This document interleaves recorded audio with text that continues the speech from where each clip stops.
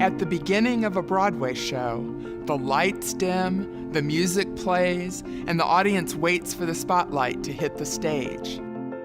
When the main actor appears, the story begins. So it is with leadership. When you become a leader, the people wait for you to step into the spotlight on center stage. All eyes are fixed on you, waiting to see who you are, waiting to see what you will say and what you will do. After all, you are the leader. What if the spotlight appeared on that stage and you were not in it? What would happen then? The people would be confused. They would wonder where you were. They would think that you didn't understand your role until they realized that you are a different kind of leader. You're not seeking the spotlight. In fact, you've walked off the stage to find the light crew. You will shift the focus of the spotlight to the people you've been asked to lead. You will lead the people to daring destinations far beyond their imagination. You will focus intensely on serving them well along the journey. You will help them discover meaning in their work and principles in their actions. You will dare to serve.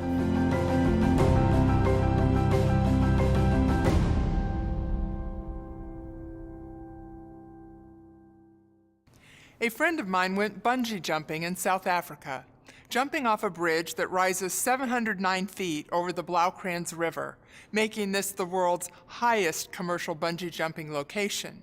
The local operator of this extreme sport has appropriately named his company Face Adrenaline. When my friend got home from the trip, she showed me the videotape of her bungee jump. During the last several minutes of preparation ahead of the jump, while the guides secured her in the harness, my friend screamed and cried like she was going to die any minute. I completely relate to the emotion. I probably would have died of fear right there on the platform. But being much braver than I, my friend made the jump and found herself swinging upside down over the Blaukrans River until the crew pulled her back up to the top. She told me how amazing the experience was, how it felt to fly through the air with the blood rushing to her head. Being adverse to physical risk-taking, this whole idea of bungee jumping in South Africa makes absolutely no sense to me. In fact, it seems outright crazy. So why do people take this kind of risk? And what benefits do they get from the experience? In 2009, Breimer and Oates published research on the mindset and effects of participating in extreme sports. Their findings may surprise you. In the people they interviewed, who pursue things like base jumping, waterfall kayaking, big wave surfing, and extreme mountaineering, the researchers discovered a positive transformation in the courage and the humility of the participants. Apparently, pursuing activities that involve a real chance of death transform us in a positive way, growing our courage for risk-taking, while humbling us as we realize we do not control the outcomes. Dare to Serve leadership reflects this same paradox. It requires immense courage and a deeply humble soul at the same time. The leader must call out a daring aspiration for the people, bold enough to risk failure.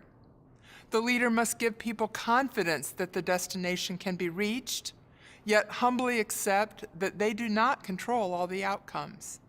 This tension of the uncertain outcome, combined with the leader's commitment to help the people reach the destination, yields the conditions for exciting performance results.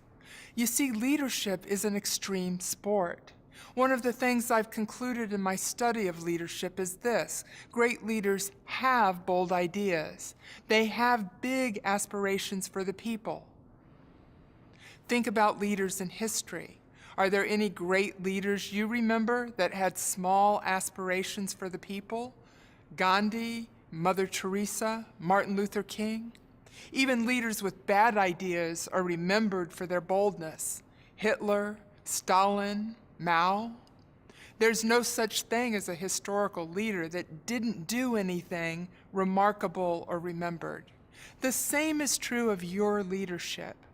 If you want your leadership to be remarkable or remembered, you must have brave aspirations for the people and the enterprise.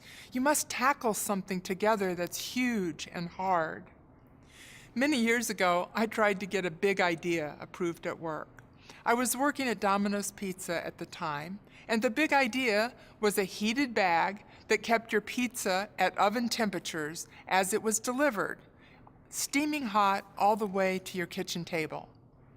It seemed like a bold and brilliant idea to me, but no one else shared my passion. I worked on the idea with engineers for months. I presented the idea 7 times to senior management and got turned down every time. It would have been a whole lot easier to give up than to go forward. But for some reason, I believed that this idea would be a competitive breakthrough, and I refused to give up. Eventually, the CEO agreed to launch the idea, and the Domino's Heatwave bag was born. The hot, delicious pizza was a delight to the customer, and sales went up steadily for years. The sales success was exciting for the whole team, and the enterprise prospered. Have you led your team to a bold and brave destination that energized the people and gave them opportunities to grow and perform well? In this session, we will study the life and work of a biblical leader named Nehemiah. Nehemiah came to believe his leadership calling was to rebuild the wall around the city of Jerusalem in Israel. This was a bold and brave idea, but Nehemiah found his courage and went to work on the project. He organized the people, led them to the vision, and kept them focused and safe during the project. The brave destination was reached. The wall of Jerusalem was rebuilt. Now, I may be an odd duck because I only want to work on big, huge, hard things.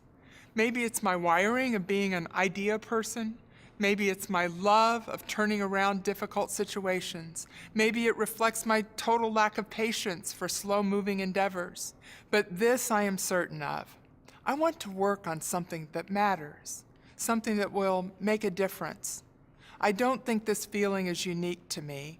I believe the people we lead want to work on something that matters, something that makes a difference.